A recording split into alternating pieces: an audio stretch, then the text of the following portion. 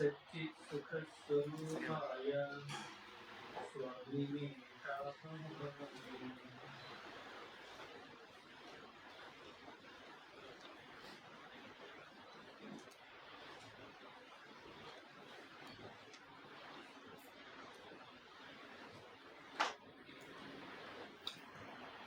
principal of the college and other faculty members and dear children and dear students.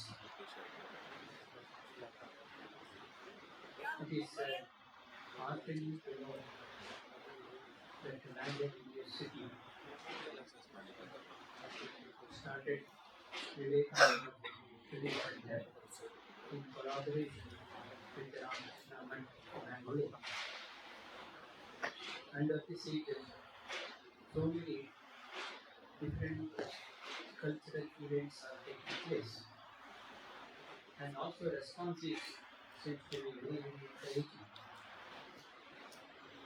And students and also faculty members and all just are responding to these programs very encouraging. And today I am very happy to be here addressing you people. The subject is the education and social responsibility.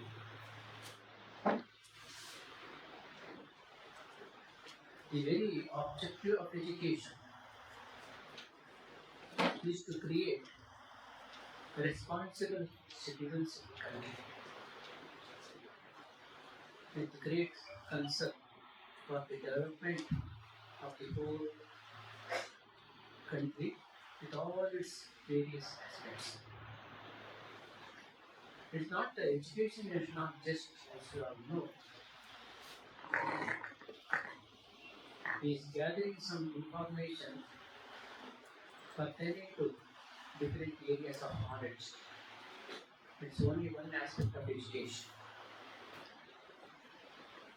Swami Viveka is of your opinion, just gathering of information is not education. If the gathering of information is the education, and we have to say that the encyclopedia is the great scholar. The library is great scholar because so much of wealth of information are available there. And now Google has to be considered as the greatest scholar in the world because infinite knowledge is available to Google. You just download it. That's enough.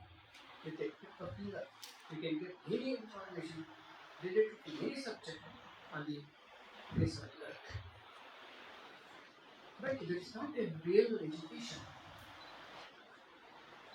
Real education must be, as Swami Viveka says, it must be land making. It must be capital building. One must become the responsible citizens of the country. That is the very objective of education. There are two dimensions of education. One is objective education, another is subjective education. Object oriented and subject oriented. Objective education is we all very involved in the area of studies, going to the schools and colleges and gaining so much of knowledge regarding this physics, chemistry, biology, so many hundreds of areas of knowledge. There is one aspect of education, one dimension of education. There is another dimension of education, is subjective education. Who am I? What is my personality? What are the different aspects of my personality? How to build myself? How to build my character? How to live a valuable life, meaningful life, a fulfilled life? That kind of, that education is equally, more than the objective education is very, very essential. So that is why these two educations we have to consider. There is one next saying is that in English, there are two kinds of education. One teaches how to make a living, another teaches how to live. How to live. When these two are combined, it creates the responsible citizens of the country. These two kinds of education were combined, two dimensions of education were combined. So that is why this kind of courses are meant for creating that kind of combined, integrated education system. This is a wonderful venture. I am very happy about it. So now, as far as the responsibility is concerned, we can identify two kinds of responsibility. One is individual responsibility, another is social responsibility. As far as the individual responsibility is concerned, each one is responsible for what he is. Normally we think of, especially students, instead they think they want to be free. Freedom is the most important aspect of life. I want to be free. Everybody wants to be free. Even animals also want to be free. I must have the freedom to express myself. I must have the freedom to fulfill any kind of desires that arises in my mind. I must have the freedom to the senses. So many different kinds of freedoms, different aspects of freedoms you can identify. But important thing is, freedom involves responsibility. Without a sense of responsibility, self-responsibility, freedom has no meaning. It is a licentiousness. It is dangerous. It is dangerous even. So, freedom involves three things. One is self-discipline, another is responsibility, another is respecting the freedom of others. These are the three important aspects of freedom. Swami Viveka was very fond of freedom. Mukti, he would say, Mukti, this is my ideal, this is my mantra. He has given so much of importance to freedom. So, without the self-discipline, freedom becomes a licentiousness. It is slavery to our own senses and desires and mental modifications and temptations, all sorts of social media presents before us. So, that is not freedom. It is not freedom. So, self-discipline must be the important component of freedom. I will give you an example. Children, they play kites. And the kites will be playing higher and higher and higher. And the thread is at their hand. They have to hold the thread very firmly. At the same time, give a free hand to it. The kite will fly. At the same time, they have to hold it firm. They should not simply leave it. Then what happens, they fly higher and higher, higher, higher. That is freedom. It has got freedom to fly high. But the thread holding in the hand, that must be firmly held. The hand must hold the thread very firmly. That is self-discipline. Self-discipline must be there. Then only freedom has got meaning. We can, with the help of the self-discipline, we can fly high. We can be very, very free. What is that freedom then? What is that freedom? That means freedom is when I am able to control myself fully. Self-control must be there. Then only the freedom is there. He is enjoyable. What is that freedom actually? For example, from the Vedantic standpoint, the freedom is freedom from the desires. Freedom from the organs of senses, sense enjoyment, temptations, so many others. We must be able to control our own mind, our own senses, our own mental modifications and all the temptations presented before us. Then only we can enjoy the freedom. If you are slaves to these desires, temptations, etc., how can you call it freedom?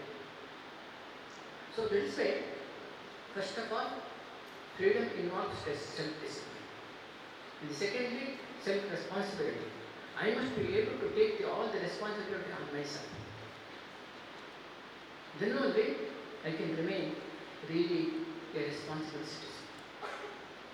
I should not blame others for my condition. Because of parents, I am like this. Because of the education system, I am like this. Because of that, I am like this. Because of this social system, I am like this. Because of this government, I am like this. No, no. I have to take the entire responsibility of what I am now. That's why Swami Viveka said, you are the maker of your own destiny, not somebody else. I have to take the entire responsibility. Then only I can remain a real man. Man means includes women also here.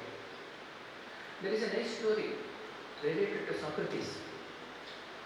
Socrates was asked his students, what do you want to become in future? Normally students will say, I want to become doctor, I want to become engineer, I want to become politician, president of the country, or so many things like that. But one boy, one student got up and told, it seems, sir, I want to become man. I want to become man. First of all, being man and real human, that is the point. That is what Swami Vivekananda said. We want man making, character building, assimilation of ideas. This is this sense of responsibility. Having the entire responsibility of what I am is most important. That is a very great idea associated with freedom. Swami Vivekananda says, nothing makes us work so well at our best and highest as when all responsibility is thrown upon our service. When all the responsibility is thrown upon us, I am responsible for what I am. When that kind of idea enters in our heart, then what happens, all the best and highest will come out, will manifest from me. So that is why Swami Vivekananda always said, responsibility is most important. Self-responsibility is most important. And there is a story of two brothers. When father was there, he had two children. Elder son was very good, living an ideal life, having a good business, thriving business and all that, very morally integrated. His younger brother was completely opposite of it. He was a vagabond, having no character, all sorts of things, all sorts of bad habits he had. Somebody asked the younger brother, why you are like this? See, your elder brother is so good, so nice, so ideal, living a wonderful life, but you are like this, so bad, without any character and all that. Why you are like this? Then he pointed out to his father. See, my father is how he is drunkard, gambling, drinking, all sorts of bad habit he has got. Being his son, how can you expect me to be good? It is impossible, he said. My father is like this, so I am like this. So, he went to the other brother, the elder brother, who was living a very ideal life. He asked the same question. Your brother is like this, so bad, but you are so good, so ideal, morally integrated, with great character and all that. How is it? He told me, see, my father is so bad, drunkard, all sorts of bad habits he has got, such a bad life without any character. Seeing that one, I thought I should not be like this. I should not be like this. I must live an ideal life, better life. I should not imitate my father. So I thought like this. I improved myself. I become good. This is self-responsibility. I should not blame somebody else for my condition now. Swami Vivekananda says there should not be anybody to be blamed. Not the society, not the parents, not even God to be blamed for what I am. I have to take the responsibility. That is freedom. That's what Swami Vivekananda is of the opinion. So, another important aspect of the freedom is respecting the freedom of others. Swami Vivekananda says, the one who cannot respect the freedom of others, he is unfit to be free, he says. He is unfit to be free. As I have got freedom, I love freedom. Similarly, others also love freedom. They want to be free. I must respect the freedom of others. This is it. Let's say I have to limit my freedom. I must draw a line. This is this much. To this extent I am free, not beyond that. Because others are there. Society is full of so many individuals having their own mental predilections, mental ideas and ideals and all that. I have to respect their freedom also. I have to allow them to express their freedom also. So this is kind of, respecting the freedom of others is very important component of real freedom. One nice funny story is there. One person was there, he was having a stick in his hand and moving the stick in his own and half an hour away, he was going in the street, walking in the street. His stick struck another person who was coming in front of him. He struck his nose. The stick struck his nose. And that person was very angry, annoyed. And what is this you are doing? You are striking my nose, hitting my nose. It is very bad on your part. He has blurted out again. Then the other man said, what are you talking? I am free. We are living in a democratic country. We are all free. I have got freedom to do anything what I like.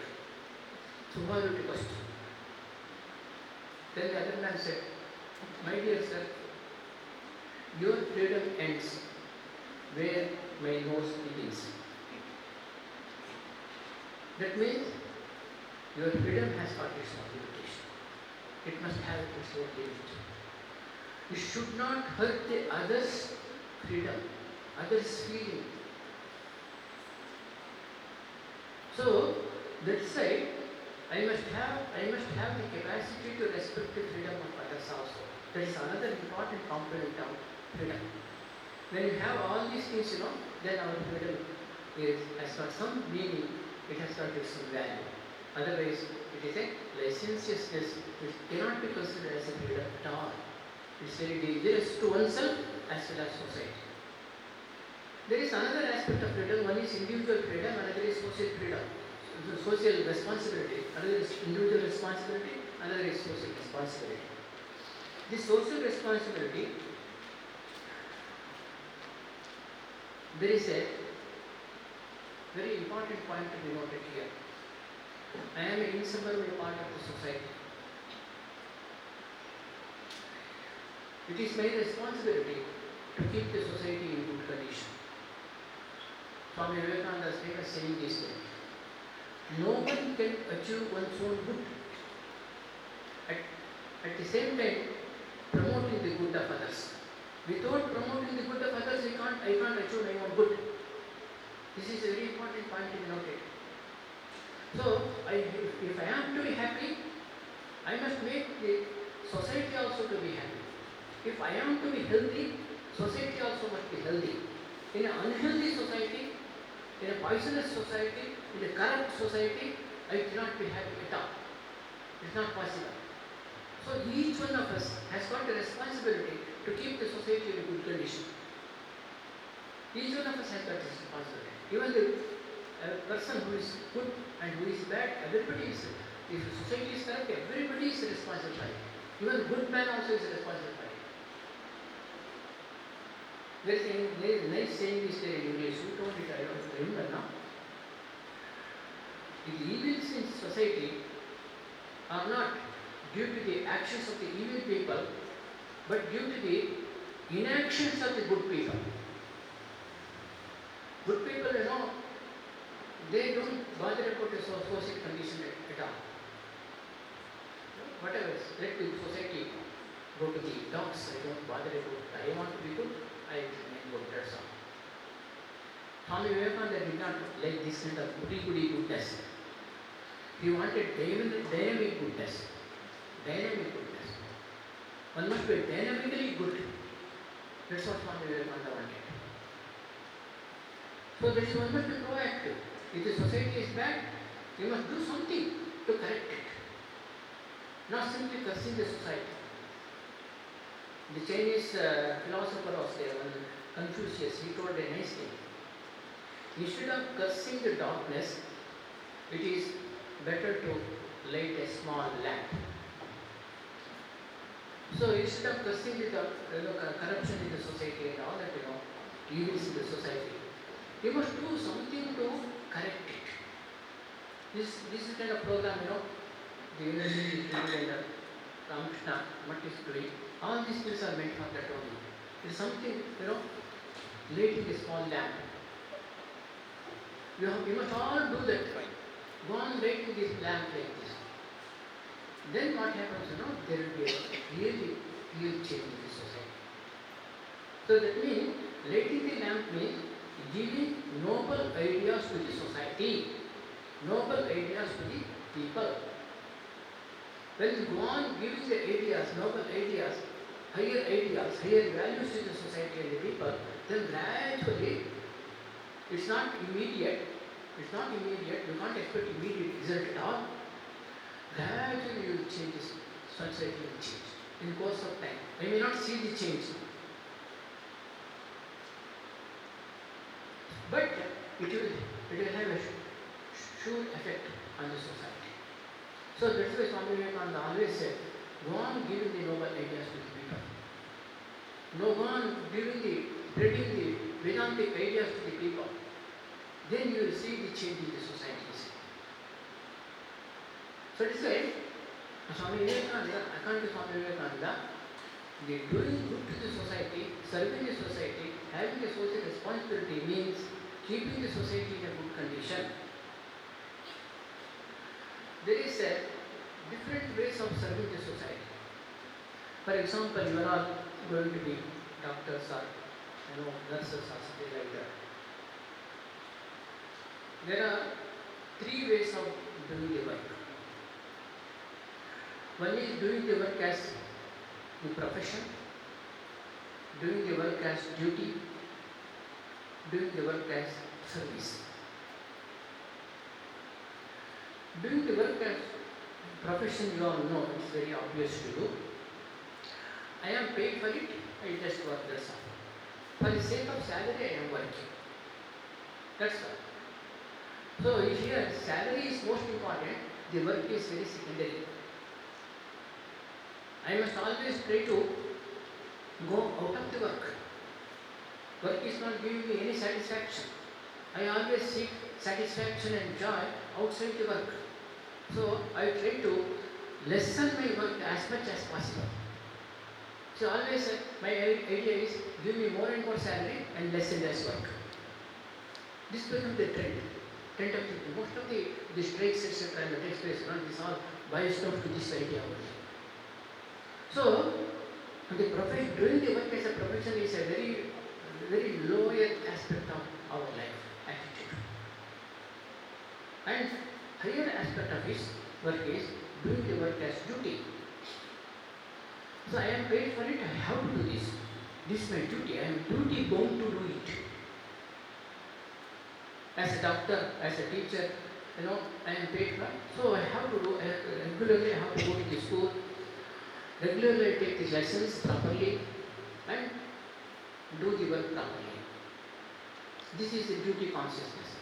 Swami Vivekananda says, duty is seldom pleasant, he says. Duty is not pleasant. I am always bound by duties. When I come to the office and schools and colleges, duty is on me, bothering me always. When I go to house, there is different kinds of duties bothering me. So Swamiji says, duty is like a summer, midday, scorching sun. always, torturing the soul within, the mind within. So beauty is seldom said pleasant. Swami Vivekananda says, according to him, you have to add one more value to it, then it becomes pleasant. What is that? Beauty of service, beauty of love. When you add love to it, it becomes converted. Duty converts itself into service. So, we have to serve this society in the different capacities we are in. As a doctor, as an engineer, as a nurse, so many, we are called to serve the society. It's a calling, it's not just a job. It's a calling. Calling to serve the society. So service attitude is most important. That is the responsibility you have, every one of us have. With the idea of service, when you do the work, you don't have to derive the satisfaction outside the work. Swami Nityastanandaji Maharaj, one great thinker and also a very great scholar and eloquent speaker, he was the 10th president of our order. And he coined one particular phrase. That is, imaginative sympathy. Imaginative sympathy. What is that imaginative sympathy? He himself gives an example to illustrate that. For example, earlier time, it was about 30, 40 years back. Government office, if you go, there is officer is there. On the table, big table, there will be piles of, files will be there. You keep up piles will be there. And they say normally, in the government offices, the piles will not move at all. Will not move at all. With the person sitting behind also, his piles cannot move because it is jada, inert. The person sitting behind the piles also is jada. Then how can piles move? He must be living. What is that being living? He says, he must have the imaginative sympathy. What is that imaginative sympathy? He must think, through imagination, these files represent the different problems and difficulties of the people of the various categories, various fields. They represent the problems and difficulties they are undergoing. So I have to do something. I must do something to correct them, help them. This kind of idea comes, then through imagination he must be able to identify himself with the sufferings of the others. That is imaginative sympathy. Then moves, files will move naturally. So then, for example, even a software engineer also can have this kind of imaginative sympathy. So one particular, he is working in a software company and producing some kind of software product. Using those products, thousands of people, hundreds and thousands of people are being benefited by their livelihood. So he is helping the people, serving the people in that way, indirectly. So through that, he will be able to do his work better. Only he doesn't have to change the work, he has to, attitude is to be changed. When the attitudinal change is there, then work will come as usual, work will also change. The ordinary work becomes a service. Nature of the work will not change, it remains the same. Only through your attitude, the whole thing, whole scene is changed through your attitude. So this is how we have to have the social responsibility, social dimension of your personality. You have to develop the social dimension of your personality. If you are only selfish, for example, doing the work as a, for only my own salaries, etc. It is a self-oriented work. It is a self-oriented. I am working for my own self, that's all. I am working for my own livelihood, that's all. But if there is a social orientation, then I am working for the good of the society. I am treating so many patients and helping so many patients. So that kind of social attitude is absolutely necessary. So the social development of the social dimension of their personality. And there is another dimension of personality, that is spiritual dimension. Then all the work becomes worship of God, worship of divine. Every work becomes worship of divine. So for example, there is an ice block is there. Ice block has got a limited space. And spatially is limited. It cannot expand. When it becomes water, through heat, then it spreads. It's a God expands itself. Then still more heated, it becomes vapor and goes up vertically. So first of all, if you are socially or self-oriented, we are like ice block. We can't expand at all. Beyond our selfish motivation. We can't think of it all. It's a self-bound, ego-bound and genetic, biological existence. Beyond that, I cannot think at all. Then the ideal comes, social ideal and spiritual ideals, higher ideals and values come to me. I get heated, I start smelting, and then the social expansion is there, horizontal expansion of our personalities. As this water spreads, there is a horizontal dimension of personality, expansion of personality. Swami Viveka says, expansion is life, contraction is death. As ice block, it is so contracted. As a selfish man, I am so contracted. And still more heated, when I take a spiritual ideal, then what happens, I become spiritually oriented. I become rise higher and higher spiritually also. It's vertical dimension, vertical expansion. So this is how we have to expand ourselves. So that's the Swami Vivekananda, isn't it? Expansion is life and contraction is there. When the contraction is there is a tension is there. So much of tension is there. Because of nowadays, so many mental problems are mainly due to the tension. Because of tension. Work is a tension, study is a tension, examination is a tension, everything is a tension for us. Because of these tensions, all sorts of problems, mental problems, ailments, depression, so many things are happening. So, I will conclude my speech narrating one particular incident. It came in the newspaper. Somebody told me during the lecture course. There was a daily, English daily was there, In that daily paper, there was a letter written to the editor by a highly qualified IAS officer. In that letter, he has mentioned one personal incident in that. Very interesting incident. He has written, one day, himself and along with his family went for a picnic.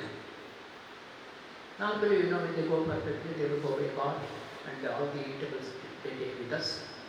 And one day they were in the morning, early morning, under the tree, they were taking a breakfast. And nearby there was another tree was there.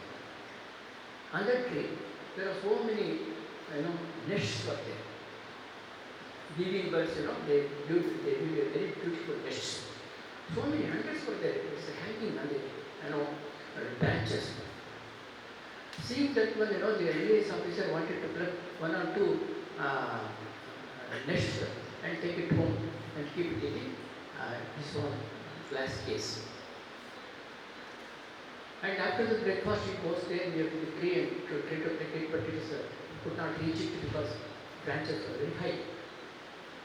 And he looked around, and there was one village boy standing there, and he called him and told him, asked him, do you know how to climb the tree? Yes, sir, I know. Can you claim the trade plus 1 or 2 nests for me? No, sir. I can't. I don't do that. Why you don't do that? Simply, I don't do. Because IAS officer, you know how to bribe people also, taking the train and bribing others also, and you produce 500 rupees before him and told him, you take this one, you please claim the tree and plus 1 or 2 nests for me. And he told, I don't want your money, sir. I will not take anything back. I will not do that. So much of persuasion also did not lead. Then he asked the boy, you tell me why you don't want to take? Why you don't want to do that? That boy told, you see, I pluck 1 or 2 or 3 nests and give it to you, and you throw away all the eggs within it and young ones also within it, and throw away and take the nests to your home. Then in the evening, the mother bird will come, seeing all his eggs and young ones missing. She so much of pain in his heart, it wails, screams. I cannot see its inside. I cannot see its face. That's why I don't do that. After narrating the story, that IAS officer, he is very sensitive.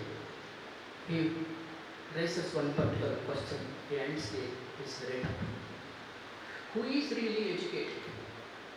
This is the question. Who is really educated? After so much of education, if we are not able to have the feeling for others, when all the feelings are dead, we don't feel for others at all, then what is use of this education? I end my talk with the Swami Vivekananda's famous quotation. So long as the millions live in hunger and ignorance, I hold every man a culture who, having been educated at their expense, pays not the least heed to them, without caring for others at all, caring for the society. We are all educated by the sweat and efforts of the trials and efforts of the sweat of the other people, common people. So, if you don't really pay any attention to them, after so much of education and so much of qualification, and that is Swami Vivekananda says, I call him a writer, he says. So, you must always take these ideas very seriously, and you must always serve the society in a better way, taking the entire responsibility of yourself and also society. That is a very important aspect of the responsibility. So education means responsibility. Freedom means responsibility. You have to be responsible to yourself, and also you have to be responsible to the society in which you are living. You are an inseparable part of the society. You can't simply enjoy yourself without caring for the society. It's not possible. It's not possible. So I am very happy to be here and exchange few ideas with you, and thank you for patiently listening.